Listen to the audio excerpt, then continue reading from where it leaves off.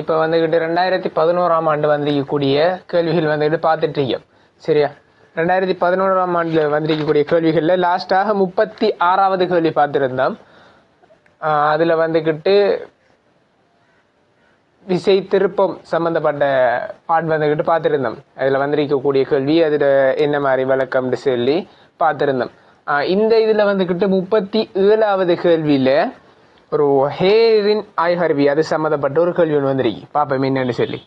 ஏக்கமா பி எனும் இரு திரவியங்கள் அடர்த்திகளை ஒப்பிட பயன்படுத்தப்படும் ஹேரின் ஆய்கருவி ஒரு ஏயில் காணப்படுகின்றது. 1 தொடக்கம் 5 வரையுள்ள உருக்களில் காணப்படுகின்றவாறு ஹேரின் ஆய்கருவியின் புயங்களின் தானங்கள் மாற்றுவதன் மூலம் அதே பரிசோதனை செய்யப்படும் எனின் உருக்களில் எது திரவ மட்டங்களை சரியாக காட்டுகிறது. அதுக்கு முதல் நான் என்ன செய்யறேன்னு சொன்னா, ஒரு தியரி ஒன்று செஞ்சுட்டு வரேன். அதாவது தியரின்னு சொன்னா நீங்க படிச்ச விஷயம் தான். ஹேரின் ஆய்கருவி பரிசோதனை வந்துட்டு படிச்சிருப்பீங்கனே, அதோட தியரிலாம் லைட்டா என்ன செய்யறேன்னு சொன்னா அப்படியோ வழங்கப்படுத்திட்டு வரேன். இப்ப பாருங்க என்ன செய்யறேன்னு சொன்னா, இதுக்குள்ள வந்துக்கிட்டு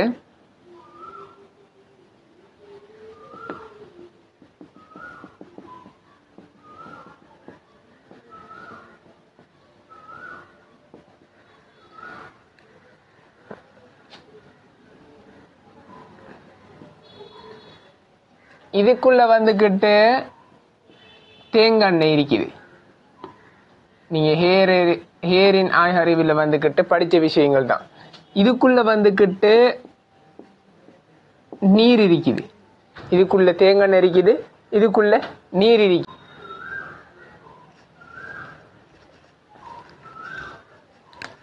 அதாவது இந்த பகுதிக்குள்ள வந்துக்கிட்டு தேங்காயும் இந்த இவ்வளவு மட்டத்துக்கு நீர் மிதிக்குது. டேஷ்ல ஹார்ட் இருக்கிறது, நீரும் இந்த கோடு போட்டிருக்கிறதுல தேங்காய் மிதிக்குது. சரியா, இப்ப இது வந்துக்கிட்டு என்னன்னு சொன்னா பொது இடைமுகம்னு சொல்லுவோம். இது என்னது? பொது இடைமுகம்னு சொல்லுவோம். தேங்காயும் அந்த நீரும் வந்துக்கிட்டு சந்திக்கக்கூடிய இடம், தேங்காயும் நீரும் வந்துக்கிட்டு சந்திக்கக்கூடிய இடம் பொது இடைமுகம்னு சொல்லுவோம். இப்ப அதுல இருந்து நீர் வந்துக்கிட்டு ஒரு உயரத்தில் எரிக்க போகுது, நான் H1 சொல்லி எடுக்க. தேங்காய் ஒரு உயரத்தில் எரிக்க போகுது, நான் அதை H2 சொல்லி எடுக்க. இப்ப நமக்கு தெரியும் பொது இடைமுகங்கள்ல இந்த இடத்துல P1 அமுக்கம் எடுத்துனா, இந்த இடத்துல நான் அடுக்கன் P2 அமுக்கம் எடுக்க. பொது இடைமுகம்ல ஒரே மட்டத்துல எண்ணியாக இருக்கும் அமுக்கங்கள் சமனாக இருக்கும். இந்த ஹேரின் ஆய்கருவி பரிசோதனையை இதை வச்சுதான் என்ன செய்வோம், செஞ்சுட்டு போவோம். அதாவது இதை வச்சுதான் இதுல கேள்விகளை வந்துக்கிட்டு செஞ்சுட்டு போவோம். என்ன விஷயம் சொன்னா, தேங்காய் ஒரு பக்கம் எடுப்போம், நீர் ஒரு பக்கம் வந்துக்கிட்டு எடுப்போம். ஆக ஃபர்ஸ்ட்டுக்கு என்னத்தை ஊற்றுவோம், நீரை உள்ளுக்கு ஊற்றுவோம். அதுக்கு பிறகு என்ன செய்வோம், தேங்காயை ஊற்றுவோம். ஏன்னா அடர்த்தி கூடினது கீழே வரணும், அடர்த்தி குறைஞ்சது மேலே வரணும். அந்த இது ஒரு டிஃபரன்ஸுக்கு வந்து என்ன செய்வோம், ரெண்டையும் ஃபர்ஸ்ட்டுக்கு நீரை ஊற்றிட்டு அதுக்கப்புறம் என்ன செய்வோம், தேங்காயை ஊற்றுவோம். அப்ப ஊத்தினோடனே நீர் வந்துக்கிட்டு ஒரு இடத்தை பிடிக்கும், திரும்ப தேங்காய் ஒரு இடத்தை பிடிக்க போதும். ரெண்டும் சந்திக்கக்கூடிய இடங்கள் நீரும் தேங்காயும் பொது இடைமுகம்னு சொல்லுவோம். அந்த பொது இடைமுகத்துல எப்படி இருக்க போகுது, அமுக்கங்கள் ஒரே மட்டத்துல எடுத்தோம்னா அமுக்கங்கள் எப்படி இருக்க போகுது, சமனாக இருக்க போகுது. அதே மாதிரி பாத்தீங்கன்னு சொன்னா சில சந்தர்ப்பங்கள் எடுக்கலாம். என்ன விஷயம் சொன்னா, 2020ஆம் ஆண்டுல ஒரு கேள்வி ஹேரின் ஆய்கருவி சம்பந்தப்பட்ட ஒரு கேள்வி ஒன்று வந்துருந்துச்சு. இப்ப அந்த கேள்வி வந்துகிட்டு செய்யக்கொள்ள இதை சம்பந்தப்பட்ட விஷயங்கள் வந்துகிட்டு இன்னும் நல்ல கிளியர் ஆகும். சரியா, இப்ப இந்த விஷயத்த பாத்தீங்கன்னு சொன்னா இதையும் வந்துட்டு நான் கதைச்சிட்டு போறேன்.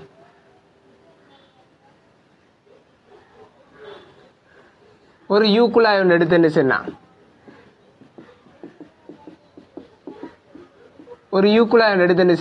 ஒரே மட்டங்கள்ல அமுக்கம் எப்படி இருக்க போகுது, அந்த திரவம் அசையாம இருக்கக்குள்ள, அந்த திரவம் வந்துகிட்டு அசையாம இருக்கும் போது ஒரே மட்டத்துல அமுக்கங்கள் எப்படி இருக்கும், சமனாக இருக்கும். அது என்னது, தொடர்ச்சியான திரவங்களுக்கு மட்டும்தான்.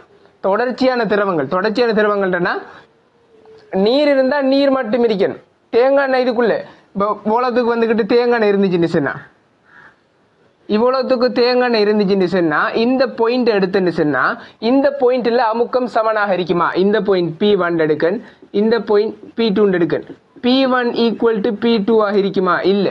ஏன்னு சொன்னா தொடர்ச்சியான திரவமா நீர்னு சொன்னா அந்த நீர் இடைமுகத்துல தான் என்னது ஒரே மட்டத்தில் அமுக்கம் சமனா இருக்கு. அப்ப நீர்னு சொன்னா நீர் தொடர்ச்சியான திரவம்னா நீர் எடுத்துட்டு சொன்னா அந்த நீர் தொடர்ச்சியாக இருக்குது, அந்த மூலக்கூறுகள் எல்லாம் தொடர்ச்சியாக இருக்குது. தேங்காய் எடுத்தனா அது மூலக்கூறுகள் வேற இருக்கும், அப்ப அது தொடர்ச்சியற்றது. சரியா? அப்ப இதுல எடுத்து என்னன்னா இது நீர் இருக்கு, இந்த பக்கம் நீர் இருக்குது, இந்த பக்கம் தேங்காய் இருக்கின்ற சொன்னா இந்த பக்கம் தேங்காய் இருக்கின்றனா ஒரு மட்டத்தை எடுக்க இந்த பாயிண்ட்ல P1ல நீரும் இந்த பாயிண்ட்ல தேங்காய் இருந்துச்சுன்னா ஒரே மட்டத்தில் அமுக்கம் சமனாக இருக்குமான்னு கேட்டா இல்ல.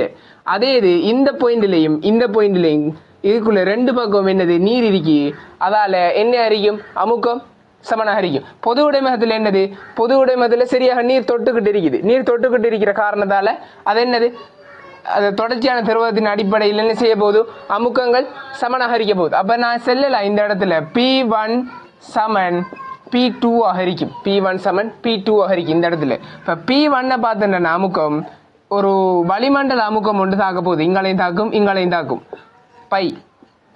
அதுக்கு கூட இதுல அமுக்கம் என்னது H1 நீரின் அடர்த்தி ரோண்டு சொல்லி எடுக்கன் H1 ரோ G, இதுல அடர்த்தியை வந்துக்கிட்டு ரோண்டு சொல்லி எடுக்கன், தேங்காய் அடர்த்தியை டீண்டு சொல்லி எடுக்கன். சரியா?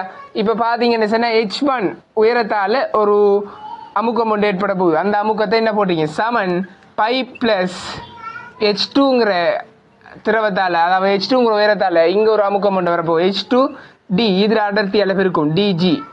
இப்ப பையையும் வெட்டினண்டா H1 ரோ G சமன் H2 DG, ஜியையும் வெட்டினண்டா இப்ப நமக்கு ஒரு தொடர்பு வருது H1 ரோ சமன் H2 D.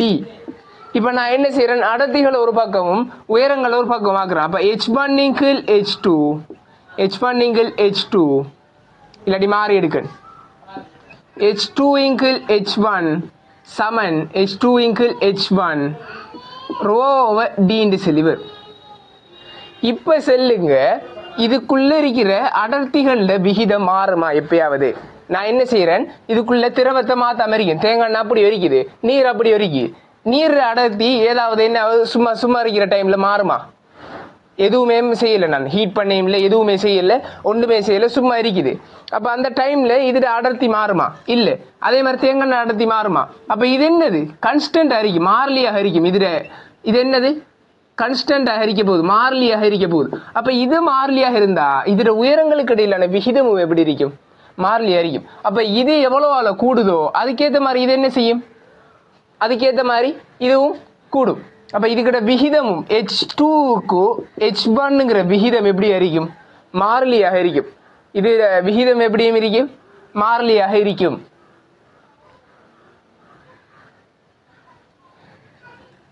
இந்த உயரங்களோட விகிதத்தை எடுத்தீங்கன்னு சொன்னா இது ஒரு உயரம் ஒன்று இருக்குது. இந்த உயரங்களோட விகிதம் இப்ப உதாரணத்துக்கு இதுல 5 சென்டிமீட்டர் எடுக்கன், இது 10 சென்டிமீட்டர் எடுக்கன், 5 சென்டிமீட்டர் எடுக்கன் 10 சென்டிமீட்டர் சொல்லி எடுக்கன். இப்ப 5க்கு 10 சொல்லி இருக்குது, 5க்கு 10 சொல்லி இருக்கு. அப்ப எளிய விகிதம் 1க்கு 2 சொல்லி இருக்குது.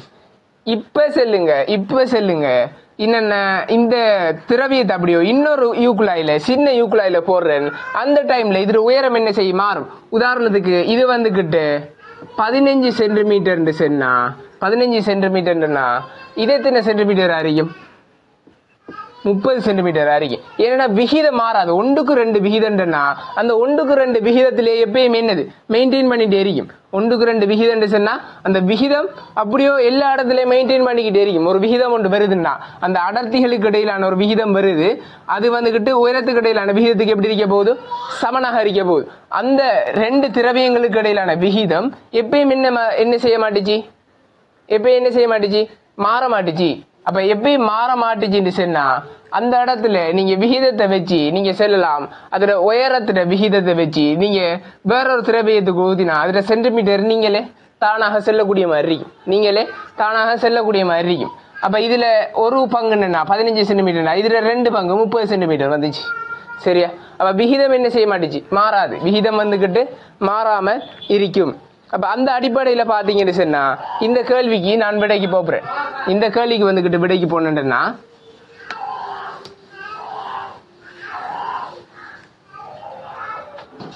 இப்போ என்ன சொல்றாருன்னா முதலாவது ஒரு ஏ குழாயிலையும் பி குழாயிலையும் வந்துக்கிட்டு ஒரு ஹேரின் ஆய்கருவி வந்துட்டு வைக்காரு. இதுல நான் யூ குழாயை பத்தி காய்ச்சிக்கேன், அங்க ஹேரின் ஆய்கருவி பத்தி காய்ச்சிக்காரு. அப்ப யூ குழாயும் ஹேரின் ஆய்கருவியும் ஒரே விஷயத்தை தான் செல்லுது. சரியா, ஒரே விஷயங்களை தான் செல்லுது.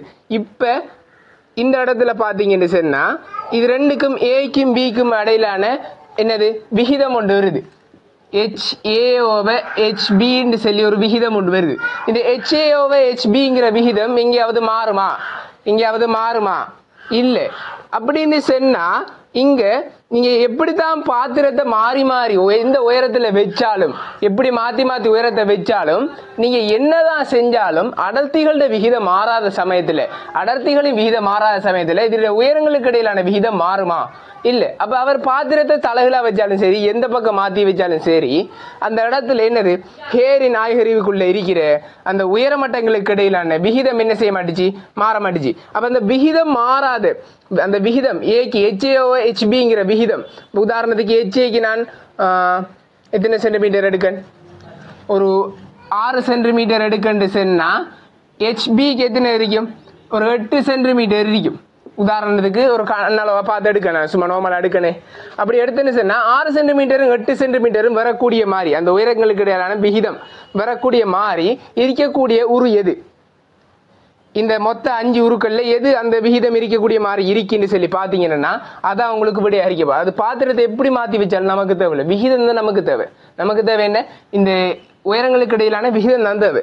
அப்ப இதுல விகிதம் மாறக்கூடிய முதலாவது பாத்தீங்கன்னா 2 விகிதம் சமனாக இருக்கு. முதலாவது இதுல வந்துகிட்டு விகிதம் வந்துகிட்டு HO/HB வந்துகிட்டு இப்ப 6க்கு 8 சொல்லி எடுத்துன்னு சொன்னா அதுல விகிதம் வந்துகிட்டு இது 6க்கு 6 மாதிரி இருக்குது. அப்ப இது வந்துட்டு போல முதலாவது வந்துட்டு போல. இரண்டாவது எடுக்க இரண்டாவதுல வந்துகிட்டு ஓரளவு சரி மாறி இருக்குது, இருக்கட்டும். இருந்தாலும் மூணாவது எடுக்க மூணாவது போல. மூணாவது ஏல மிகச்சின்ன தூரமும் பியில மிகப்பெரிய தூரமும் இருக்குது. அதுல உயரம் வந்துட்டு மேல மிகச்சிறிய உயரமும் பியில மிகப்பெரிய உயரம் இருக்கு. நாலாவது பாத்தீங்கன்னா அதே மாதிரிதான் இருக்குது. ஐந்தாவது பாத்தீங்கன்னு சொன்னா பியில மிகச்சின்ன உயரம் இருக்கு, பியில வந்துகிட்டு மிகச்சின்ன உயரம் இருக்குது. அது வந்துகிட்டு அதுவும் போல. அப்ப இரண்டாவது மிக சரியான விடையாக இருக்கும். இரண்டு இடையிலான விகிதம் 6க்கு 8 சொல்லி எடுத்தது கிட்டத்தட்ட அன்னளவாக நீங்க ஒரு 7 எடுத்த விகிதத்துக்கு ஈக்குவலாக இருக்குது. உதாரணத்துக்கு எடுத்தீங்கன்னா 7 6 சென்டிமீட்டர் அதே அளவுக்கு உயரம் தான் இங்க இருக்குது. பியில 8 சென்டிமீட்டர் எடுத்தீங்கன்னா அதே அளவு கிட்டத்தட்ட உயரம் தான் இருக்கு. உதாரணத்துக்கு நான் எடுத்திருக்கேன். இப்ப அன்னளவாக உங்களுக்கு வழங்கன்றதுக்காண்டி இப்படி ஒரு உயரம் இருக்குன்னு சொல்லி எடுத்திருக்கேன். எடுத்தா அந்த அதுக்கேற்ற மாதிரி இருக்குது. சரியா? அப்ப ஆன்சர் வந்துட்டு என்னது? இரண்டாவது விட உங்களுக்கு தெளிவான விடையாக கிடைக்கும். அப்ப முதலாவது என்னது வழங்கி, இதுல தியரி பாட்டு இருக்குது, என்னது வழங்கி வச்சு கொள்ளணும். முதலாவது விஷயம் ஹேரின் ஆய்கருவியில இந்த P1 P2 எங்க யூஸ் பண்றான்னு தெரிஞ்சுக்கணும். ஒரு தொடர்ச்சியான திரவத்துல முதலாவது யூஸ் பண்ணுவோம். இரண்டாவது யூஸ் பண்ண போற இடம் எங்கன்னு சொல்லி பாத்தீங்கன்னு சொன்னா அந்த தொடர்ச்சியான திரவங்க ஒரே மட்டத்துல அமுக்கம் சமனாக இருக்குன்னு சொல்லி எடுத்து செய்வோம். அப்படி செய்யக்குள்ள அதுக்கு இடையிலான அடர்த்திகளுக்கு இடையிலான ஒரு விகிதம் வரும். அது என்னத்துக்கு?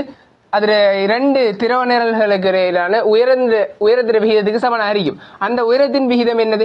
மாறாது. எப்படிதான் பாத்திரங்களை மாத்தி வச்சாலும் நீங்க என்ன செய்ய மாட்டுச்சு?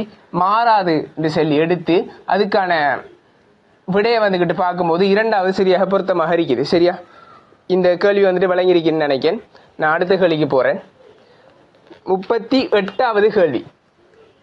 அடுத்த கேள்வியா வந்திருக்கிறது 38வது கேள்வி. உருவில் காணப்படும் 3 சீரான பொருள்களும் சமதிணிவுகளை உடையன. பொருள் A ஆனது 6 ஒரு திண்ம உருளையாகும். பொருள் B ஆனது 6 உடைய ஒரு மெல்லிய பொருள் உருளையாகும். பொருள் C ஆனது ஒரு பக்கத்தின் நீளம் 2 உள்ள திண்ம சதுரமுகியாகும். உருவில் காட்டப்பட்டுள்ள அச்சுக்களை பற்றி பொருள்களின் சடத்துவ திருப்பங்கள் முறையே. முதலாவது சொல்றாரு என்ன? முதல் எல்லாம் சமதிணிவு உடையது. அதே மாதிரி அதுல ஆரை வந்துகிட்டு AB ஆரை சமன். இதுல விட்டத்தின் நீளத்துக்கு சமனாக ஒரு அதுல உருளையின் விட்டத்துக்கு நீளத்தின் சமனாக ஒரு சதுரமுகி ஒன்று இங்கால வச்சிக்காரு. முதலாவது உருளை வந்துகிட்டு என்ன உருளைன்றாரு? திண்ம உருளையா, அடுத்தது பொல்லுருளைன்னு சொல்றாரு. இப்ப இதுக்கு இடையிலான விகிதம் வந்துட்டு பார்க்கக்குள்ள நமக்கு தெரியும், திண்ம உருளையை விட பொல்லுருளை என்ற சடத்துவ திருப்பம் கூட. மையம் பற்றிய திண்ம உருளையை விட பொல்லுருளை என்ற சடத்துவ திருப்பம் கூட. அதை எப்படின்னு சொல்லி பார்த்தேன்னு சொன்னா ஒரு தட்டொண்டு இருக்குது. தட்டுல திணிவு வந்துக்கிட்டு ஃபுல்லா சரி வரைக்கும், ஃபுல்லா என்னது பரம்பிரிக்கும். இதுல சடத்துவ திருப்பம் I சமன் இதுல அச்சுப்பட்டு சடத்துவ திருப்பம் ½ mr² தான். அதே இது ஒரு வளையத்தை எடுத்தீங்கன்னா இதுல திணிவு வந்துக்கிட்டு வளர்ச்சி என்னது பரிதியில மட்டும்தான் என்ன செஞ்சிருக்கு பரம்பிரிக்குது. இதுல சடத்துவ திருப்பம் பார்த்தீங்கன்னா mr² இருக்க போகுது. அப்ப என்னது திணிவு பரம்பல் அதுல விளிம்புகள்ல ஃபுல்லாக பரம்பி இருக்கும் போது, திணிவு பரம்பல் விளிம்புகள்ல பரம்பி இருக்கும் போது அதுல சடத்துவ திருப்பம் எப்படி இருக்க போகுது கூடியாக இருக்க போகுது. சடத்துவ திருப்பம் எப்படி இருக்க போகுது கூடியாக இருக்க போகுது. அதே சமயத்துல பாத்தீங்கன்னு சொன்னா இதுல வந்துகிட்டு ஃபுல்லா பரம்பிருக்கு. அப்ப இது என்னது எல்லாத்தையும் ஒவ்வொரு தூரங்களையும் பார்த்து அதுல சராசரி பார்த்து தான் இது வந்துட்டு கணிக்கப்பட்டிருக்கு. ஒவ்வொரு தூரங்களுக்கு இடையிலான சடத்துவ திருப்பம் பார்த்து அதுல சராசரி கணிக்கப்பட்டு இது வந்துட்டு கணிக்கப்பட்டிருக்கு. இது அப்படியா இல்ல, இது வளர்ச்சி விளிம்புல தொழிற்படுறதால I சமன் mr² சொல்லி இதுல ஆறு சொல்லி எடுத்தா mr² சொல்லிடுங்க. அதே மாதிரி தான் உருளையும் ஏ வந்துக்கிட்டு திண்ம உருளை என்று சொல்லியிருக்காரு, பி வந்துக்கிட்டு பொல்லுருளை என்று சொல்லியிருக்காரு.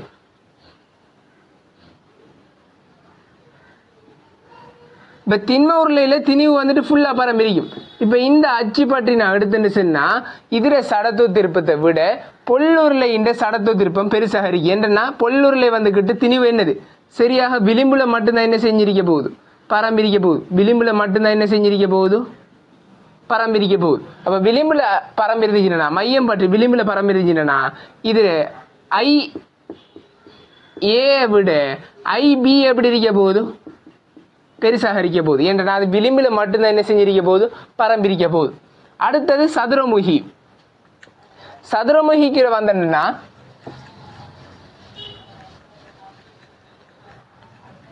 ஒரு சதுரமுகின்னு எடுத்துன்னு சொன்னா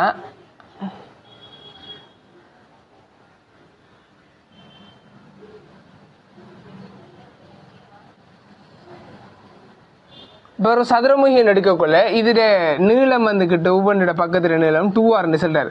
இதுல விட்டமும் என்னது 2r தான். இதுல விட்டமும் இந்த இடத்துல ஒரு சிக்கல் ஒன்று படுவீங்க. என்னன்னு சொன்னா இப்ப இந்த வட்டத்தை நான் வச்சிருக்கேன், இந்த உருளைண்ட ஒரு வட்ட முகத்தை நான் இங்க கொண்டு வச்சிருக்கேன். இந்த உருளையிட எந்த உருளையை கொண்டு வந்து இதை கொண்டு வச்சிருக்கேன் சொல்லி யோசிக்கலாம். அதாவது இந்த பொல்லுருளையிட வட்ட முகத்தை கொண்டு வச்சிருக்கேனா இல்ல இந்த திண்ம உருளையிட அந்த வட்ட முகத்தை ஃபுல்லாக திணிவு பரம்பிரிக்கிறத கொண்டு வச்சிக்கனா இல்ல பொல்லுருளையிட கொண்டு வச்சிக்கனாங்கிறத வச்சுதான் என்னது நம்ம அடுத்து இந்த ஒப்பிட வந்துட்டு செய்ய போறோம். சரியா, நம்ம ஏற்கனவே வச்சிருந்தோம் அந்த சதுரத்துல இதை விட வட்டத்தை விட வட்டத்துல சடத்துவ திருப்பத்தை விட சதுரத்துல சடத்துவ திருப்பம் கூட. ஆனா இது என்னது இது ஒரு அடராக இருந்தா தான் அடருக்கும் என்னத்துக்கும் சதுர அடருக்கும் வட்ட அடருக்கும் ஒப்பிடக்குள்ளதான் அடருக்கும் ஒப்பிடக்குள்ளதான். இது இந்த இடத்துல நான் வளையத்தை ஒப்பிடல அடரத்தான் ஒப்பிட்டிருக்கேன். சரியா, தெளிவா வளையம் கொள்ளுங்க. இந்த இடத்துல நான் என்ன செஞ்சிருக்கேன், இந்த இடத்துல கொண்டு போய் வச்சிருக்கிறது இந்த திண்ம உருளையிடுது. சரியா, அப்ப அடரத்தான் ஒப்பிட்டிருக்கேன். இந்த அடரை பார்க்க அதாவது ஏ உருவ பார்க்க இந்த சி உருவம் சதுரமுகியில இருக்கிற சடத்துவ திருப்பம் கூட. ஏன் இந்த வட்ட அடரை விட சதுரத்தின் அடர்ற சடத்துவ திருப்பம் என்னது கூடியாக இருக்கும். இதை விட இது வந்துகிட்டு சடத்துவ திருப்பம் என்னது கூடியாக இருக்கும். அடருக்கு தான், அதாவது இதுக்கு நான் பார்க்கல, என்னதுக்கு பார்க்கல, எப்பயுமே அடருக்கும் தான் பார்க்கலாம். அடருக்கும் வந்துகிட்டு பார்க்கலாம். சதுரத்துக்கும் வட்ட அடருக்கும் தான் என்ன செய்யலாம், சதுர அடருக்கும் வட்ட அடருக்கும் தான் என்ன செய்யலாம், அதுல ஒப்பிட்டு பார்க்கலாம். இது வந்துகிட்டு என்னது ஒரு வளைய மாதிரி, வளையம் இதுல வட்டம் வந்துகிட்டு வளைய மாதிரி, அதாவது பொல்லுருளைக்கு வந்துகிட்டு அதுல வட்டத்தை நான் இங்க கொண்டு போய் வைக்கல, அதுல கொண்டு போய் வைக்கல. இப்ப இதுக்கடையில பாத்தீங்கன்னா இந்த திண்ம உருளைக்கும் இந்த சதுரமுகிக்கும் இடையில நான் ஒப்பிட்டேன்னு சொன்னா அதுல எது கூடியா இருக்குன்னு பாத்தீங்கன்னா எதுட சடத்து திருப்பம் கூடியா இருக்குன்னு பாத்தீங்கன்னா ஐசிட கூடியா இருக்கும் ஐஏ பார்க்க. இந்த ரெண்டு ஒப்பிடுகள் நான் என்ன செஞ்சிருக்கேன் எடுத்திருக்கேன். இரண்டு ஒப்பிடுகள் எடுத்திருக்கேன். இதை வச்சு நான் விடைக்கு போறேன். இதை வச்சு நான் என்ன செய்ய போறேன் விடைக்கு போறேன். அப்ப விளங்கியிருக்கணும். முதலாவது நான் என்ன செஞ்சேன் திண்ம உருளைக்கும் பொல்லுருளைக்கும் திண்ம உருளைக்கும் பொல்லுருளைக்கும் எடுக்கக்குள்ள இந்த திணிவு பரம்பலை வச்சு திணிவு பரம்பல்னா இதுல இது வந்துகிட்டு ஃபுல்லாக பரம்பிரிக்கும். இது வந்துட்டு ஃபுல்லாக பரம்பிரிக்கும். திணிவு வந்துகிட்டு அச்சில இருந்து ஃபுல்லாக பரம்பிரிக்கும். இது அச்சில இருந்து சரியாக என்னது பரிதியில மட்டும்தான் என்ன செஞ்சிருக்க போகுது பரம்பிரிக்க போகுதுன்னு சொல்லிட்டு இதுல சடத்து திருப்பம் பீட சடத்து திருப்பம் கூட பொல்லுருளைண்ட சடத்து திருப்பம் கூட திண்ம உருளைண்ட விட இந்த சொல்லி கண்டுபிடிச்சோம். அதே மாதிரி இந்த திண்ம உருளைண்ட வட்ட அந்த முகத்தை கொண்டு போய் இதுக்குள்ள வச்சு பார்த்தோம் சதுரமுகிட சடத்து திருப்பம் பெருசா இல்ல திண்ம உருளைண்ட சடத்து திருப்பம் பெருசான்னு சொல்லி பார்த்தா இதுல சதுரமுகிட சடத்து திருப்பம் தான் என்னது பெருசாக இருக்கு. இதை நான் ஒப்பிடல. இதுக்கும் ஒப்பிடல. சரியா தெளிவா வழங்கி கொள்ளுங்க. என்னது பொல்லுருளைக்கும் சதுரமுகிக்கும் நான் ஒப்பிடல. இப்ப இந்த இது ரெண்டு தொடர்பையும் வச்சு எது ஆக பெருசு எது ஆக சின்னதுன்னு சொல்லி நம்ம அந்த தொடர்பை கண்டுபிடிக்க போறோம். இதுல பாத்தீங்கன்னு சொன்னா நமக்கு எப்பயுமே ஒரு விஷயம் தெரியணும். திணிவு வந்துகிட்டு அச்சில இருந்து தூரம் ஆகினா தான் என்னது இப்ப ஒரு அச்சொண்டு இருக்குன்னு சொன்னா உதாரணத்துக்கு ஒரு அச்சொண்டு இருக்குன்னு சொன்னா இது ஒரு அச்சின்னு சொன்னா அச்சில இருந்து திணிவு வந்துகிட்டு தூரம் ஆகினா தான் என்னது சடத்து திருப்பம் கூடும். சடத்து திருப்பம் என்ன இருக்க போகுது கூட போகுது. அப்ப I2 பெரிது I1. இப்ப இந்த இடத்துல பாத்தீங்கன்னா திணிவு பரம்பல் கூடும்போதுதான் சடத்து திருப்பம் வந்துகிட்டு என்ன செய்யுது கூடுது. அதே மாதிரி இங்க பாத்தீங்கன்னு சொன்னா ஒரு பொல்லுருளைக்கு திண்ம உருளைக்கும் அதாவது பொல்லான உருவங்களுக்கும் திண்மமான ஃபுல்லா திண்மமாக இருக்கக்கூடிய உருவங்களுக்கும் இடையிலான ஒப்பிடு பாத்தீங்கன்னா சடத்து திருப்பம் அதுல பொல்லான உருவங்கள் வந்துகிட்டு சரியாக என்னது பரிதிகள்ல மட்டும்தான் சரியாக விளிம்புகள்ல மட்டும்தான் திணிவு பரம்பிரிக்கும். அப்ப திணிவு பரம்பல் கூட. ஆனா அதே இது நீங்க எடுத்தீங்கன்னா திண்மமான பொருட்கள்ல எல்லா இடத்திலும் வளர்ச்சி சரியா மையத்துக்கு பக்கத்துல கூட திணிவு பரம்பிரிக்கும். அப்ப திணிவு பரம்பலின் அடிப்படையில அது தூரத்திலையும் பரம்பிரிக்கு கிட்டத்திலையும் பரம்பிரிக்கின்ற அடிப்படையில பாத்தீங்கன்னு சொன்னா அதுக்கு சராசரி எடுக்கப்படும் போது அதுல என்னது சராசரி எடுத்து பார்க்கப்படும் போது அதுல சடத்து திருப்பம் எப்பயும் என்னது குறைவா இருக்கும். அப்ப விளிம்புல பருதிகள்ல பரம்பிரிக்கிற சடத்து திருப்பம் தான் எப்பயும் எப்படி இருக்க போகுது பெருசாக இருக்க போகுது. அப்ப இதுல இந்த மூன்று உருக்கள்லையும் யாருக்கு மிகவும் கூடுதலான சடத்து திருப்பம் இருக்கும் சொல்லி பார்த்தா இந்த இடத்துல நீங்க ஒரு முடிவுக்கு வரலாம். இவருக்கு தான் சடத்து திருப்பம் கூட. சிக்கு மிக பெரிதாக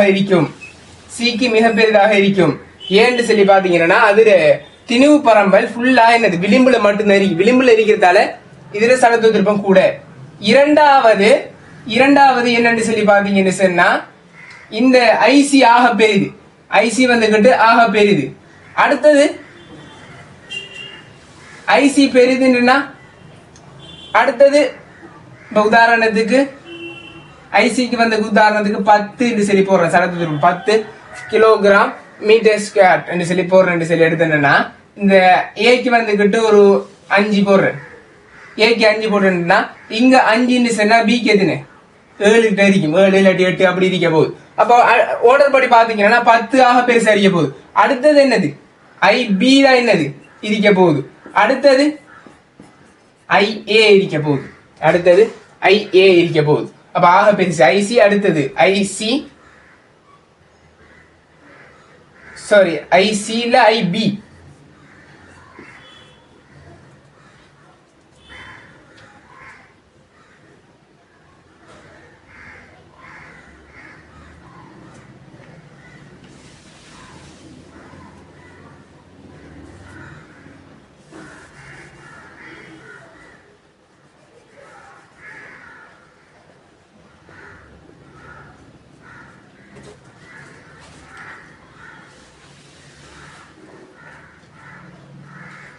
அப்ப நீங்க பாத்தீங்கன்னு சொன்னா உங்களுக்கு வழங்க போறது இந்த எல்லாத்துக்குள்ளயும் பெருசாக இருக்க போறது யாருக்குன்னு பாத்தீங்கன்னா இது ஏன்னு சொன்னா இது பின்னு சொன்னா இது சின்னு சொன்னா இந்த அடிப்படையில பார்க்க போல நீங்க பிக்கு தாக பெருசா இருக்க போகுது. ஏன் என்ன அடிப்படையில விளிம்புல பரம்பி இருக்கிறதுக்கு தான் சடத்துவ திருப்பம் என்னது கூடியாக இருக்குன்னு பார்த்தோம். விளிம்புகள்ல பரம்பிரிக்கா அப்ப இது மட்டும்தான் என்னது விளிம்புல பரம்பிரிக்கா. இது விளிம்புல பரம்பிரிக்கா இல்ல இது விளிம்புல பரம்பிரிக்கா இல்ல. அப்ப விளிம்புகள்ல பரம்பிரிக்கா அடிப்படையில் இந்த மூணுகளையும் ஐபி தான் மிக பெரிதாக இருக்க போகுது, மிக பெரிதாக இருக்க போகுது. அடுத்ததாக ஐசி ஐஏ வரப்போகுது. இப்ப ஐபிக்கு நான் உதாரணத்துக்கு ஒரு 10ங்கிற ஒரு பெருமானத்தை எடுக்கணும். 10ங்கிற ஒரு பெருமானத்தை எடுத்தேன்னு சொன்னா 10 கிலோகிராம் மீட்டர் ஸ்கொயர்னு சொல்லி எடுத்தேன்னு சொன்னா ஐஏ வந்துகிட்டு உதாரணத்துக்கு நான் எடுக்கன் ஒரு 8ன்னு சொல்லி எடுக்க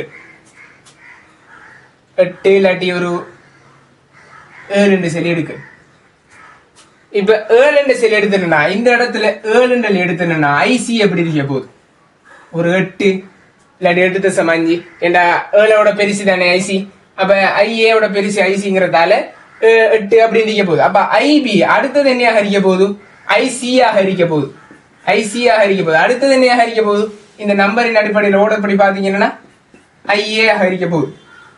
இந்த ரெண்டு தொடர்பை எடுத்தீங்கன்னா அதுக்கடையில நீங்க நம்பர்களை போட்டு பாத்தீங்கன்னா அதன் அடிப்படையில நீங்க கண்டுபிடிக்கலாம். சிலாக்களுக்கு குழம்புற இப்படி 2 எடுத்துட்டா 2ல எது பெருசி ஆக பெருசி அடுத்தது 2வது எதுன்னு சொல்லி பாக்குறது கஷ்டமா இருக்கும். அப்ப நீங்க நம்பர்களை போட்டு பாருங்க. இதுக்கு இப்படி நம்பர்னா அந்த நம்பர்களை போட்டு பாத்தீங்கன்னா குயிக்குன்னு ஆர்டர் பண்ணலாம். நமக்கு குயிக்குன்னு விட எடுக்கிறது தான் முக்கியம். சரியா, அதை எப்படி எடுத்தாலும் ஓகே. சரியா, குயிக்குன்னு விட எடுக்கணும். சரியா, தியரிய விளங்கி எடுத்துட்டு குயிக்குன்னு விட எடுத்த சரி. இது சும்மா ஒரு சின்ன கணிதல்கள் இருந்த விஷயம் தானே. அப்ப அந்த இடத்துல நீங்க போட்டு பார்த்து கண்டுபிடிக்கலாம். இப்ப நீங்க டைரக்டா போறனாலும் சிம்பிளா கண்டுபிடிக்கலாம். ஐபி பேர் இது ஐபி ஐஏ விட என்னது பெரிதாரிக்கு ஐபி. சரியா, அப்ப ஐபி பெரிதுன்னு சொல்லி எடுத்து டைரக்டாகவே எடுத்து அதுக்கப்புறம் என்ன செய்யலாம், அதுக்கப்புறம் ஐசின்னு சொல்லி எடுத்து அதுக்கப்புறம் ஐஏ ஆக இருக்குன்னு சொல்லி இப்ப ஐபி ஆக பெரிது அடுத்தது ஐஏன்னு சொல்லி எடுக்கலாம். நீங்க டைரக்டா இங்க ஐபி எடுத்துட்டீங்கன்னா அடுத்தது ஐஏ மிகச்சிறிது அறிக்க போகும். அப்ப நடுத்துல என்னது ஐசி அமர போகும்னு சொல்லி கண்டுபிடிக்கலாம். அப்ப இதுக்கு ஆன்சர் எத்தனாவது வரப்போகுது இரண்டாவது ஆன்சர் தெளிவான விடையாக இருக்கும். அப்ப எப்படி ஒரு ஒப்பீடு செஞ்சிருக்காருன்னு பாருங்க. முதலாவது இது ரெண்டுக்கும் இடையில ஒப்பிட்டு எதுன்னு சொல்லி கண்டுபிடிச்சிக்க. இரண்டாவது இது ரெண்டுக்கும் இடையில ஒப்பிட்டு 2 விடை எடுத்திருக்கேன். எது ஆக பெரிது வருண்டு இன்னைக்கு ஒரு டவுட் இருக்கு. அதை கண்டுபிடிக்கிறதுக்கு என்ன செஞ்சேன், விளிம்புல இருக்கிறது தான், விளிம்புல திணிவு மையம் இருக்கிறது தான், விளிம்புல அதுல திணிவுகள் பரம்பி இருக்கிறது தான் என்னது சடத்துவ திருப்பம் என்னது கூட இருக்குன்னு சொல்லி எடுத்து அந்த அடிப்படையில நான் இதை பெருசு நிலை எடுத்து அதுக்கப்புறம் என்ன செஞ்சேன் விடைக்கு வந்தேன். அப்ப ஆன்சர் இதுக்கு எத்தனை வருது, இரண்டாவது விட தெளிவாக வருது. அடுத்த கேள்விக்கு போவோம். 39வது கேள்வி. 39வது கேள்வி பாத்தீங்கன்னா நேர் பிளஸ் எக்ஸ் திசை வழியே கதி வியுடன் செல்கின்ற திணிவு M1 உடைய ஒரு துணிக்கை ஓய்வில் இருக்கும் திணிவு M2 உடைய வேறொரு துணிக்கையுடன் மீள்தன்மை முறையாக மோதுகிறது. மீள்தன்மை முறையாக வந்துகிட்டு மோதுதான். மோதுகைக்கு பின்னர் துணிக்கை இயக்கம் பற்றி செய்த பின்வரும் கூற்றுக்களில் பிழையான கூற்று என்னன்னு சொல்லி கேட்காரு. இப்ப சில கூற்றுகள் 5 கூற்றுகள் தந்துட்டு அந்த 5 கூற்றுகள்ல பிழையான கூற்று எதுன்னு சொல்லி கேட்காரு. அப்ப சரியான கூற்றுகள் 4 இருக்க போது 1 பிழையா இருக்க போகுது. இது நமக்கு சாதாரணமா தெரிஞ்ச விஷயங்கள் தான். இப்ப பாத்தீங்கன்னு சொன்னா என்னன்னா நேர் எக்ஸ் அச்சு திசைன்னு சொன்னா நேர் எக்ஸ் அச்சு திசை எப்படி இருக்க போகுது, இந்த திசையில ஒரு வி கதியுடன் M1 திணிவு வந்துகிட்டு இயங்கிட்டு இருக்கான். இங்கால M2 திணிவு இருக்குது. சரியா, இதோட என்ன செய்யுது மோதுது. M1 பெரிது M2 அதெல்லாம் தரல, அது கூற்றுக்கள்ல தான் தராரு. சரியா, இப்ப முதலாவது சொல்றாரு M1 சின்னது M2 சொல்லி தந்து போட்டு எனின் M1 M2 ஆகிய முறையே -x திசைகளில் +x திசைகளில் செல்லும். அதாவது M1 வந்து மோதினத்துக்கு பிறகு M1 வந்துகிட்டு இந்த திசையிலையும் M2 வந்துகிட்டு இந்த திசையிலையும் போன்னு சொல்றாரு. இப்ப M1க்கு உதாரணத்துக்கு 5 கிலோகிராம் அடுக்குன்னு சொன்னா இது எப்படி இருக்க போகுது 10 கிலோகிராம்.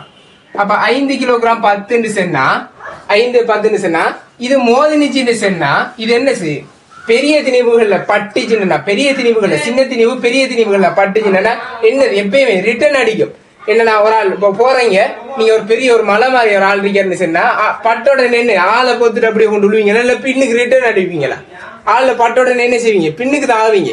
பெரிய ஆக்கல்ல சின்ன ஆக்கல்னா அப்படியே முன்னுக்கு போய் கொண்டு விழுந்துருவீங்க. நீங்க அப்படியே முன்னுக்கு போய் கொண்டு விழுந்துருவீங்க. அது மாதிரிதான் பட்டோட என்ன செய்வார்? ரிட்டர்ன் தான் வருவார். அப்ப இந்த திசையில செல்லுவாரு. ஆனா அவருக்கு என்னது? பட்டோடனே அவர் பின்னுக்கு போக மாட்டாரு. இந்த திசையில அவருக்கு இங்கால திசையில வேகம் ஒன்று கிடைக்கும். இந்த திசையில ஆசைய போறாரு. உந்தக்காப்பு தத்துவத்தை யூஸ் பண்ணி நீங்க சொன்னா டிரெக்டாகவே நீங்க இதுக்கு இது வந்துட்டு விடை எடுக்கலாம். பட் உந்தக்காப்பு தத்துவத்தை அதாவது மீள் தன்மை உள்ள மோதல் சொல்லிக்காரு. மீள் தன்மை உள்ள மோதல் சொன்னா 2 விஷயங்கள் காப்பாடு. 1 உந்தம், 2 சக்தி. சரியா? அப்ப அந்த அடிப்படையில பாத்தீங்கன்னா உந்தக்காப்பு தத்துவத்து இதுக்கு வலிதாகும். அப்ப இதை போட்டு பாத்தீங்கன்னாலும் இதை கண்டுபிடிக்கக்கூடிய மாதிரி. அப்ப முதலாவது கூற்று என்னது? சரியான கூற்று. இரண்டாவது கூற்று பாப்போம். M1 பெரிது M2 எனில் M1 M2 ஆகிய இரண்டும் பிளஸ் x திசையில் செல்லும். M1 பெரிது M2 M1க்கு வந்துகிட்டு 10 கிலோகிராமும் M2க்கு 5 கிலோகிராம் எடுக்க. இது 10 இது 5 சொன்னா இப்ப இது எப்படி போகும்னு சொல்லி பார்ப்போம். இப்ப இது பெருசுன்னு சொன்னா மோதின உடனே என்ன செய்யணும் சொன்னா பெரிய ஆள் என்ன செய்வாரு? தள்ளிட்டு தான் போவார். பெரிய ஆள் என்ன செய்வாரு? இவரை சின்னால அப்படியே தள்ளிட்டு அதே திசையில போவாரு. அப்ப இவர் இந்த திசையில போவாரு, இவரும் என்ன செய்வாரு? இந்த திசையில. ஒரே திசையில 2 பேரும் அப்படியே போய்த்துருவாரு. இவர் என்ன செய்வாரு? இவர் அப்படியே தள்ளிட்டு போய்த்துருவாரு. இவரை அடிச்ச உடனே இவரை இந்த திசையிலே தள்ளிட்டு போய்த்துருவாரு. அப்ப என்ன ரெண்டும் ஒரே திசையில பிளஸ் எக்ஸ் திசையில வந்துட்டு போன்னு சொல்றாரு. அப்ப பிளஸ் எக்ஸ் திசை தான். அப்ப இதுவும் என்னது? சரியான கூற்று. அப்ப மூன்றாவது பார்ப்போம். மூன்றாவது பாத்தீங்கன்னா M1 M2 ஆகிய இரண்டும் ஒரு தனித்திணிவாக V இலும் குறைந்த கதியில் பிளஸ் எக்ஸ் திசையில் செல்லும். மூன்றாவது இருக்கட்டு. நாலாவது பார்ப்போம். M2 ஆனது முடிவின்றி பெரிதாக இருந்தாலொழியே M1 கதி V இலும் குறைவாக இருக்கும். M2 வந்துகிட்டு முடிவின்றி பெரிதாக இருக்குன்னு சொன்னா நாலாவது சொல்றாரு. M2 வந்துகிட்டு M1 விட மிக பெரிதாக இருந்தா, உதாரணத்துக்கு இது 10 கிலோகிராம் இது 100 கிலோகிராமாக இருந்தா, இது 100 கிலோகிராம் இருந்தா இதுல முடிவின்றி பெரிதாக இருந்தா கிட்டத்தட்ட முடிவிலி இன்று செல்ல வராரு அந்த அளவுக்கு பெரிதாக இருந்தா அவர் சுவர் மாதிரி சொல்றாரு. பெரிதாக இருந்தால் ஒளியே M1 கதி V இலும் குறைவாக இருக்கும்.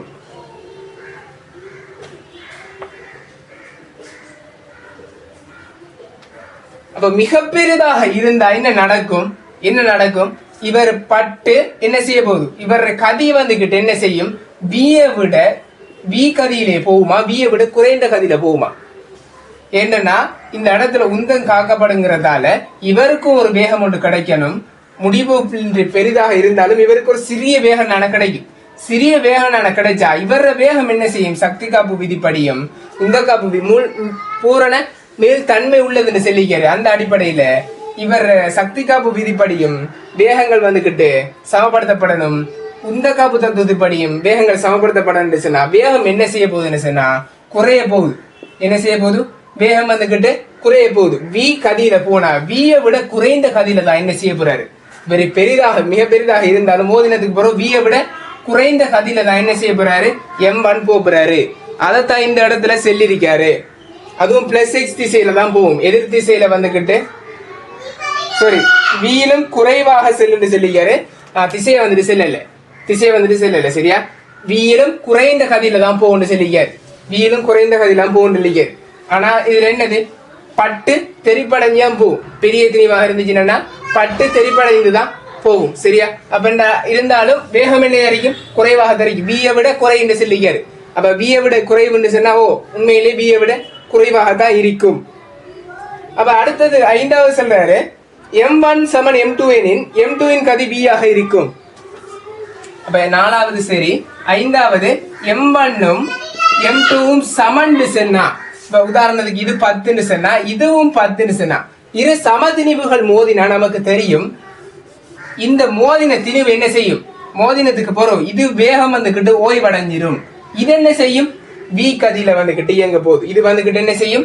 V கதியில என்ன செய்யும்? மத்த திணிவு வந்துட்டு இயங்க போகுது. அப்ப இரு சமதிணிவுகள் மோதக்கூட நமக்கு தெரியும் என்னது? ஒரு திணிவுல மோதின உடனே இதுல கதி என்னது? உடனடியா முதலாவது மோதின திணிவுடைய கதி என்ன செய்யும், உடனடியாக பூஜ்ஜியமாயிரும். உடனடியாக அப்படியே உடனடியாக நின்று மத்ததுல கதி வந்துகிட்டு ஏற்கனவே இருந்த மோதினத்துல கதியை பெற்று அது போகுது. அதாவது ஒரு மரத நோட்டை போட்டி மாதிரிதான்.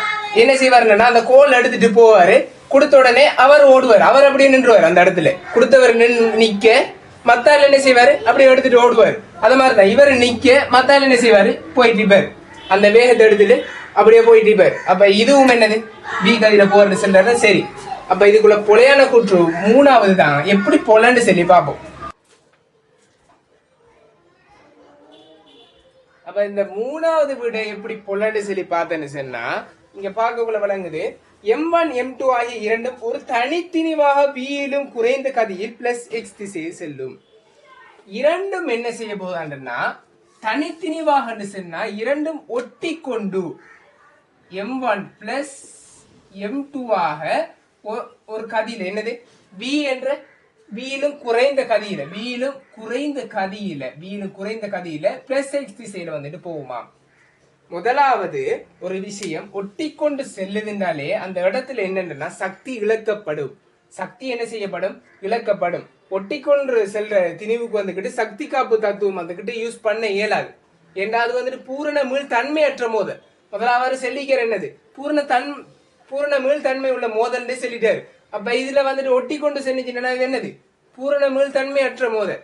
சரியா, அங்க சக்தி காப்பு தத்துவம் யூஸ் பண்ண இயலாது. அப்ப அவர் சென்ன கூற்றுக்கும் இதுக்கும் என்னது முரண்படுது. அப்ப ஒட்டி கொண்டு சென்னா பூர்ண மீள் தன்மையற்ற மோதல் அகரிக்க போகுது. ஆனா அவர் கேள்வியில தந்திருக்கிறது இந்த மோதல் பூரண மீள் தன்மை உள்ள மோதலாக இருக்கின்ற சொல்றாரு. சரியா, அப்ப அந்த அடிப்படையில் என்னது மூணாவது கேள்வி, மூணாவது விட போல ஆன்சர் எத்தனை, மூணாவது இடையாக இருக்க போகுது. அடுத்த கேள்வி பார்ப்போம். 50வது கேள்வி, 2011ஆம் ஆண்டு வந்திருக்கக்கூடிய 50வது கேள்வி. இது ஒரு நல்ல கேள்வி உண்டு. இது வந்துகிட்டு இதே கேள்வி அதுல சதுரம் வைக்கப்பட்டதை என்ன செய்யறாருன்னா வட்டமாக மாத்தி 2024ஆம் ஆண்டுல ஒரு கேள்வி தூக்கி போறாரு. அதான் பாஸ் பேப்பர் தான். திரும்ப திரும்ப திரும்ப ஒரே விஷயத்தை தான் உருட்டிக்கிட்டு இருக்க போறாரு. வந்த விஷயத்தை திரும்ப மாத்தி உருட்டிக்கிட்டு இருக்க போறாரு. இந்த உருட்டுல நம்ம சரியா பார்த்துட்டு போனா சரி, சரியாக என்ன விஷயம் இருக்கி இந்த சொல்லி பார்த்துட்டு போனா சரி, அந்த விஷயத்தை நம்ம வழங்கிட்டு போனோம்னா அவரு என்ன செல்ல வாராரு, என்ன கேள்வியில என்ன செல்ல வாராரு சொல்லி வழங்கி எடுத்து அந்த கேள்வியை என்னது ஈஸியா முடிக்கலாம். அப்ப 2011ஆம் ஆண்டு வந்திருக்கக்கூடிய 50வது கேள்விதான் 2024ஆம் ஆண்டு வந்திருக்கக்கூடிய அதே 50வது கேள்வியா போட்டிருக்காரு. அப்ப உங்களுக்கு வழங்குற இல்லையா, அவரு பாஸ் பேப்பர் தான் என்ன நாங்க எடுக்க செல்ல வாரத்தை உங்களுக்கு பார்த்தாலே வழங்கி கொள்ள எழுது இல்லையா. உங்களுக்கு ஆண்டும் கிட்டத்தட்ட அந்த எடுத்திருக்கிற அந்த கொஸ்டின் வந்து இடமும் ஒரே மாதிரி தந்திருக்காரு உங்களுக்கு வழங்கல் எடுத்துக்காண்டி. அப்ப இதுலயே உங்களுக்கு வழங்கல். இப்ப 50வது கேள்வி பாருங்க. ஒரு சமதள நிலத்தின் மீது ஒவ்வொன்றினதும் திணிவு எம்மாக உள்ள இரு சர்வசம ஆப்புகள் அடுத்தடுத்து வைக்கப்பட்டுள்ளன. உருவில் காணப்படுகின்றவாறு திணிவு கேபிட்டலமே உடைய சதுரமுகி அந்த ஆப்புகளின் மீது வைக்கப்பட்டுள்ளது. சதுரமுகிக்கும் ஆப்புகளுக்கும் இடையே உராய்வு இல்லை என கொள்க. ஆப்புகளுக்கும் சதுரமுகி அந்த ரெண்டு ஆப்புகளுக்கு இடையில சதுரமுகிக்கு இடையில உராய்வு இல்லை என்று சொல்றாரு. ஆப்புகளுக்கும் நிலத்துக்கும் இடையில நிலையியல் உராய்வு குணகம் மியூ ஆகும். அசையல்ல இயக்கவியல்ல இல்ல, அதால நிலையியலாக இருக்கு. அசையல்ல நிலையாக இருக்குங்கிறதால அது என்னது நிலையியல் உராய்வு குணகமாக செல்றாரு, மியூடு செல்றாரு. ஆப்புகளை அசைக்காமல் சமன் செய்யப்படத்தக்க எம்மின் மிகப்பெரிய பெருமானம். இந்த இடத்துல சமநிலை வந்துட்டு பிரயோகிப்போம். சமநிலைக்கான கோட்பாடு சமநிலையை வச்சுதான் கேள்வி செய்யும். எப்படி ஏன் சமநிலை இந்த இடத்துல நான் கொண்டாரன் விளங்குதா ஏன்னு சொன்னா எம்மை சமன் செய்யத்தக்கவாறுங்கிற ஒரு வார்த்தை யூஸ் பண்ணிக்க பாருங்க. சமன் செய்யத்தக்கவாறுன்னு சொன்னா அது வந்துகிட்டு பேலன்ஸ்ல இருக்கணும்னு சொல்றாரு. அது பேலன்ஸ்ல இருக்கின்றனா பேலன்ஸ்னால என்னது சமநிலைங்கிறது நமக்கு விளங்கணும். அப்ப சமநிலையில கேள்வியை செய்யுங்கன்னு சொல்றாரு. அப்ப இந்த சமநிலையில நமக்கு தெரியும் நிறைய கேள்வியில செய்வோம். சமநிலையை செய்யக்குள்ள ஒரு படம் ஒன்று தாரான்னா அந்த படத்தை ஒவ்வொரு நிறைய குற்றிகள் வருதுன்னா ஒவ்வொரு குற்றிகளாக உடைச்சொடிச்சு செய்யக்குள்ள நமக்கு எப்படி இருக்கும், ஒரு தொகுதிக்கு ஒரு சமநிலை விசைப்படம் பெறுவோம். திரும்ப உடைச்சொடைச்சு செஞ்சேன்னு சொன்னா ஒவ்வொரு குற்றியாக உடைச்சொடைச்சு செய்ய போல என்ன செய்ய போகுது, இன்னும் நமக்கு என்ன அறிக்க போகுது, அந்த கேள்வி இலகுவாக முடியும். ஒரே கேள்வியில செஞ்சேன்னா கொஞ்சம் கஷ்டமாக இருக்கும். இப்படி குற்றி ஒன்று தாராரு, குற்றி ஒன்று தந்துக்கிட்டு 45 பாகை 45 பாகை தரார். கோணங்கள் 45 தந்ததுக்கான காரணம் இன்னும் கேள்வி வந்து இலகுவாக்குறதுக்கு என்ன கொஸ்டீட்டாவும் சைன் டீட்டாவும் 45 ஒரே பெருமானங்கிறதால சைன் டீட்டா போட்டாலும் ஓகே கொஸ்டீட்டா போட்டாலும் ஓகே இந்த செல்ற அளவுக்கு கேள்வி என்ன இலகுவாக்குறாரு. இது ஸ்மால் எம், இது ஸ்மால் எம். அப்ப இங்க ஸ்மால் எம்ஜி விசையை வந்துட்டு குறிக்கும், விசைப்படத்தை குறிக்கும் ஸ்மால் எம்ஜி. இந்த இடத்துல கேபிட்டல் எம்ஜி. இந்த இடத்துல சரியாக தளம் நெறி தளத்துக்கு செங்குத்தாக ஒரு மரதாக்கம் தாக்கும் ஆர். இந்த இடத்துல தளத்துக்கு செங்குத்தாக மரதாக்கம் ஆறு தான் தாக்கும். ஏன் ஆறு தான் தாக்குன்னு சொன்னா இதை வந்துகிட்டு சமச்சீராக நான் உடைச்சேன்னு சொன்னா சமச்சீராக உடைச்சேன்னு சொல்ல சமச்சீராக பிரியுது. சமச்சீராக பிரிய கொல இங்களை தாக்குற விசையும் இங்களை தாக்குற விசையும் எப்படி இருக்க போகுதுன்னா கிட்டத்தட்ட பேலன்ஸ்ல இருக்க கொல ஈக்குவலா தான் இருக்க போகுது. அப்ப இங்களை ஆறு தாக்கினா இங்களை என்னது ஆறு தான் தாக்கும். அப்ப இங்களை இருக்கக்கூடிய படம் தான் இங்களை இருக்குது. அப்ப இங்களை ஆறு தாக்கினா இங்களையும் ஆறு தான் தாக்க போகுது. சரியா? அப்ப நீங்க இதை விசை பிரிப்பு செய்து பார்த்தாலும் இது கடையில கோணத்துக்கு இடையில விசை பிரிப்பு செய்து பார்த்தாலும் R1 R2 எடுத்தாலும் R1 R2 எப்படி இருக்க போகுது சமனா தான் வரப்போகுது. அப்ப நான் டிரெக்டா என்ன செஞ்சிருக்கேன் ஆர்னு சொல்லி எடுத்திருக்கேன். இப்ப டிரெக்டாவே நான் ஆர்னு எடுத்திருக்கேன். நான் இந்த இடத்துல R1 R2 எடுத்தாலும் நான் விசை பிரிப்பு செய்தேன்னா நான் இங்க பாத்தீங்கன்னா இது 45 பாகை, இது 45 பாகை, இது எத்தனை 45 பாகை, இது மொத்தம் எத்தனை 90 பாகை, இது 45 இது எத்தனை 45, மொத்தம் 90ங்கிறதால 45. அதே மாதிரி இங்கேயும் 45 வரும், இங்கேயும் கோணம் 45ங்கிறதால 45 வரும். அப்ப R1 cos 45 சமன் R2 cos 45 அடிப்படையில் இது ரெண்டையும் மட்டும் என்னன்னா R1 சமன் R2 வருது. அதை நான் டிரெக்டா என்ன செஞ்சிருக்கேன் டிரெக்டாவே இங்க R சொல்லி எடுத்திருக்கேன். அவ்வளவுதான் விஷயம். சரியா? இப்ப இந்த இடத்துல போட்டுட்டேன் உராய்வு கொண்டு இருக்க போகுது. அப்ப இந்த இடத்துல பாத்தீங்கன்னா உராய்வு விசை ஒன்று இருக்க போகுது. உராய்வு விசைங்கிறது எந்த திசையில இருக்குன்னு சொல்லி சில டவுட் அறியும். இப்ப இந்த திசையில இருக்குதா உராய்வு விசை இல்ல இந்த திசையில இருக்குதான்னு சொல்லி ஒரு டவுட் ஒன்று இருக்க போகுது. இப்ப இதை எப்படி பாக்குறேன்னு சொன்னா இப்ப உராய்வு விசை இப்ப இந்த குற்றியை நீங்க வச்சீங்கன்னு சொன்னா இந்த குற்றியை நீங்க இதுக்கு 2 ஆப்பு கடைகளை வச்சீங்கன்னா இந்த ஆப்பு எந்த பக்கம் நகர போகுது இது நெருக்க இந்த குற்றி நெருக்க இது என்ன செய்யும் விளை தான் போகும். விளை போட இந்த பக்கம் அசைஞ்சிச்சுன்னா சார்பியக்கத்தை எதிர்க்கிற மாதிரி உராய்வு எப்படி இருக்கும். உராய்வு சரியாக இந்த திசையில தான் என்ன செய்ய போகுது உராய்வு இருக்க போகுது. அதாவது இந்த பக்கம் இயங்கினுச்சுன்னா அந்த இயக்கத்தை சார்பு இயக்கத்தை எதிர்க்கிற மாதிரி இந்த பக்கம் வந்துகிட்டு பூமி சார்பாக இந்த பக்கம் இயங்கினுச்சுன்னா அந்த பூமி சார்பான இயக்கத்தை எதிர்க்கிறதுக்கான அந்த சார்பு இயக்கத்தை எதிர்க்கிறதுக்காண்டி எப்படி இந்த திசையில உராய்வு வெளிப்படும். சரியா? அப்ப விளங்கிருக்கு. அப்ப இதுல இப்படி இது இந்த பக்கம் வந்துகிட்டு இங்கால நெருக்க அதாவது எப்படி நெருக்குன்னு சொன்னா ஏன் இந்த பக்கம் நகருன்னா இங்க மருதாக்கம் உண்டு. இப்படி குற்றி ஆப்பு இந்த குற்றிக்கு இப்படி ஒரு மருதாக்கம் கொடுத்தா குற்றி வந்துகிட்டு இப்படி ஒரு மருதாக்கம் கொண்டு கொடுக்குதானே ஆறுங்கிறது. இந்த ஆறுங்கிற விஷயம் என்ன செய்ய போகுது அது இங்கள பக்கம் அப்படியே மூவ் ஆக போகுது. இங்கள பக்கம் மூவ் ஆயிடுச்சுன்னு சொன்னா இங்கள பக்கம் மூவ் ஆகுதுன்னா அந்த சார்பு இயக்கத்தை எதிர்க்கிற மாதிரி எப்படி இருக்க போகுது உராய்வு இந்த பக்கம் இருக்க போகுது. அதே மாதிரி இங்கள பக்கம் இயங்குறதுக்கு அது சார்பு இயக்கத்தை இருக்கிற மாதிரி இப்படி உராய்வு இருக்க போகுது. இப்ப நான் என்ன செய்யறேன் முதலாவது குற்றியின் சமநிலை இப்படி R இருக்குது 45 பாகை, இப்படி mg இருக்குது கேபிட்டல் mg,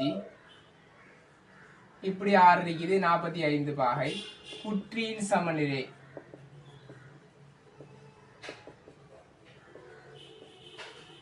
குற்றி வந்துட்டு சமநிலையில் இருக்க போல. இப்ப சொல்லுங்க அவர் கேட்டது என்னது mg தானே, கேட்டது வந்துகிட்டு mg தானே. அப்ப நான் என்ன செய்யறேன் நிலைக்குத்தாக மடிச்சேன்னு சொன்னா 2 R இருக்குது. 2 R cos 45 வரப்போகுது. 2 R cos 45 plus R cos 45 மேல் நோக்கி 2 R cos 45 சமன் கேபிட்டல் mg ஆக இருக்க போகுது. அப்ப 2 R cos 45க்கு ஒன்றிங்கில் வர்க்கமூலம் 2. இதுல 2 எப்படி எழுதுறாண்டா வர்க்கமூலம் 2 தர 2 இது சொல்லி எழுதலாம். தர ஒன்றிங்கில் வர்க்கமூலம் 2 என்னன்னா இது வர்க்கமூலம் 2 மெட்டினா இதுல ஒரு வர்க்கமூலம் 2 மிஞ்ச போகுது. சரியா?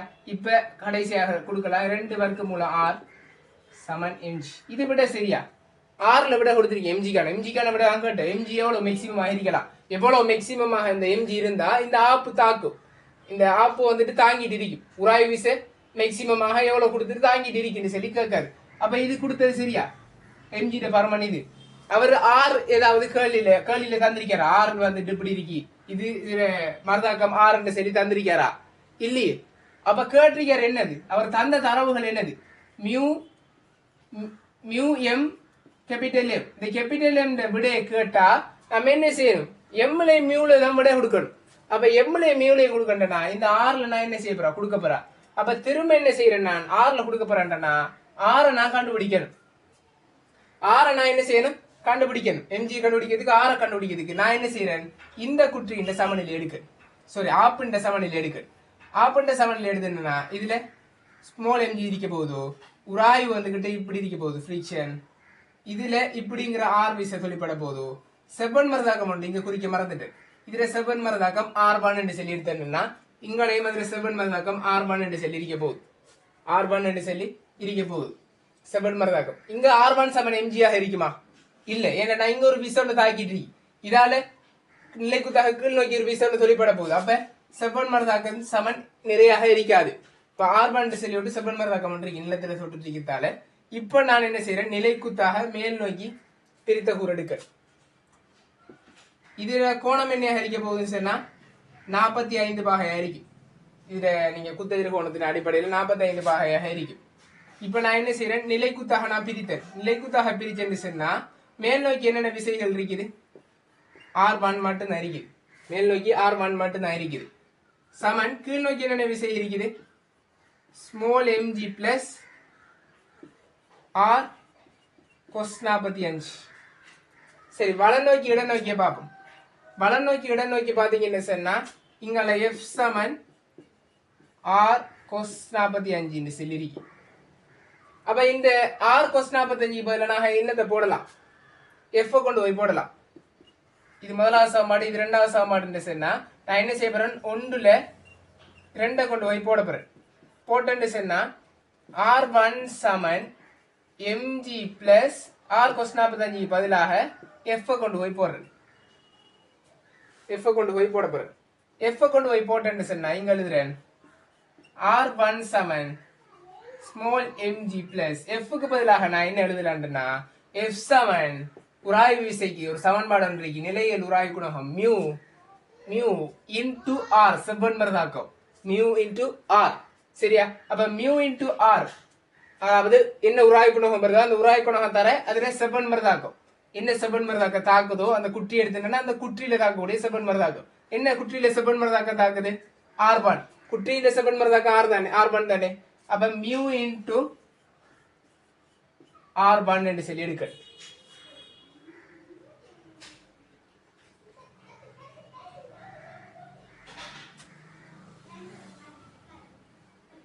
மியூ இன்டு R1 இப்படி செய்யறத இது இன்னும் இலகுவாக இருக்குமே.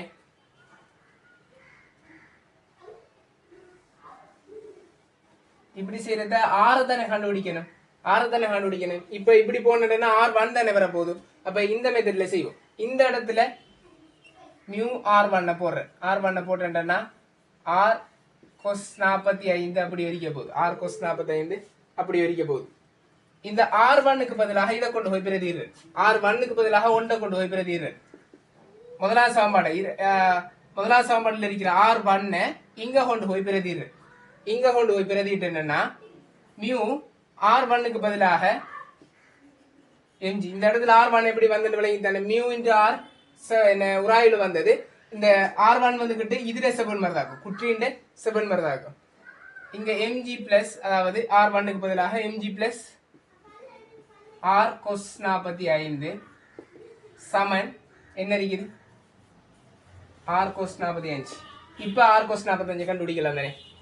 என்ன செய்யறேன்? விரிச்சலின் என்னன்னா mu mg plus mu R cos 45 சமன் ஆர் கொஸ் 45. இப்ப ஆர் ஒரு பக்கம் ஆக்குறேன். ஆர் ஒரு பக்கம் ஆகிட்டு சொன்னா மியூ mg சமன் R cos 45 minus mu R cos 45. So mu mg சமன் ஆர் கொஸ் 45 வெளியில் எடுத்துன்னு சொன்னா ஆர் கொஸ் 45 வெளியில் எடுத்துன்னு சொன்னா என்ன வரப்போகுதுன்னா 1 மைனஸ் மியூன்னு சொல்லி வரப்போகுது. இப்ப என்ன செய்ய போறேன், இத ஒரு 3வது சமன்பாடாகவும் இத 4வது சமன்பாடாகவும் எடுத்துன்னு சொன்னா இப்ப என்ன செய்யறேன்னு சொன்னா ஆருக்கு பதிலாக நான் பிரதியிட்டேன்டா. சரி, ஆருக்கு பதிலாக பிரதியிட்டு செஞ்சேன்டா. சரி, சிம்பிளான வேலை தான். இந்த இடத்துல சுருக்கள் தான் கொஞ்சம் போயிட்டு இருக்கு. நீங்க சுருக்கள் சரியாக செய்ய பழகிட்டீங்கன்னா ஓகே. இந்த இடத்துல நான் என்ன செஞ்சிருக்கேன், எம்ஜி சமன் வர்க்கமூலம் 2 ஆரை கண்டுபிடிச்சிட்டேன். இந்த இடத்துல கண்டுபிடிச்சதுக்கு ஒரு ஆறுக்கு விட வேண்டதுக்காண்டி இந்த சமன்ல எடுத்துட்டேன். இந்த ஆரை மட்டும் இந்த இடத்துல கண்டுபிடிச்சா. சரி, ஆரை கண்டுபிடிக்கிறதுக்காண்டி R1 வருது. R1 இல்லாமக்கிறதுக்காண்டி மியூ R1 கொண்டாந்து அதுக்குள்ளால இல்லாமக்கிட்டு போனேன். சரியா, இப்ப இந்த இடத்துல இல்லாமக்கி செஞ்சுட்டு போறேன். முன்னால செஞ்சுட்டு போன மாதிரி செஞ்சுட்டு போகலாம். இப்ப என்ன செய்யற மாதிரி செய்யலாம். அது உங்களோட செய்முறை பொறுத்து. உங்களுக்கு எது லேசா இருக்கோ அதை செஞ்சுட்டு போங்க. உங்களுக்கு எது இலகுவாக இருக்கோ அதை செஞ்சுட்டு போகலாம். சிலாக்கள் இதை பார்த்த உடனே இப்படி எடுப்பாங்க.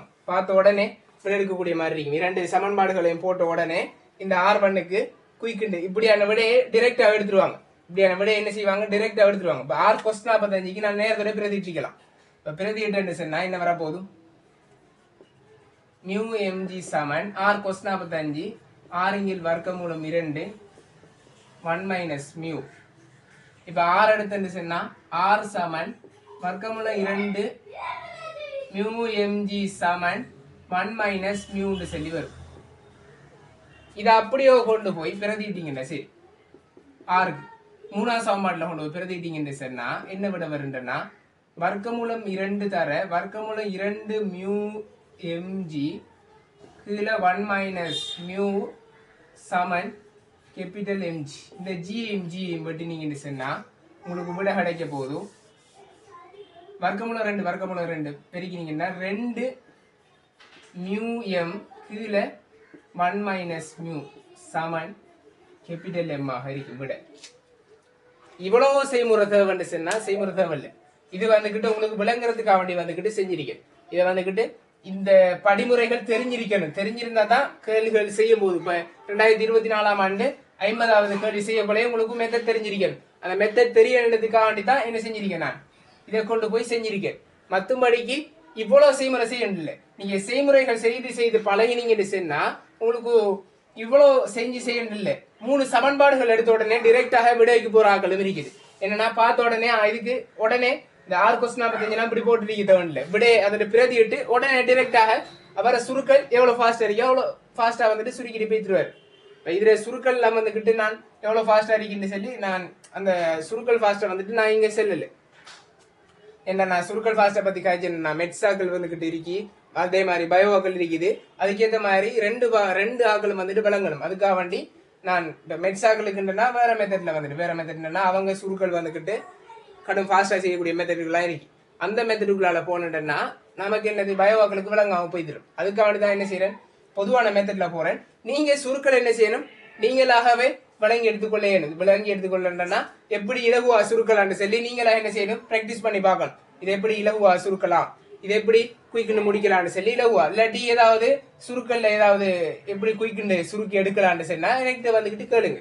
அதுக்கு உங்களுக்கு விளங்குற மாதிரி நீங்க மெட்ஸ்ன்னு சொன்னா நான் மெட்ஸுக்கு ஏற்ற மாதிரி ரிப்ளை பண்ணுவேன். பயோன்னு சொன்னா பயோக்கு ஏற்ற மாதிரி எப்படி விளங்கக்கூடிய மாதிரி அதுக்கு ஏற்ற மாதிரி நான் ரிப்ளை பண்ணுவேன். சரியா, அப்ப இந்த கேள்விக்கான விளக்கம் இதான். அப்ப இதுல விட எத்தனாவது ஆன்சர் வர போதும், ஆன்சர் 3வது விடையாக இருக்க போகுது.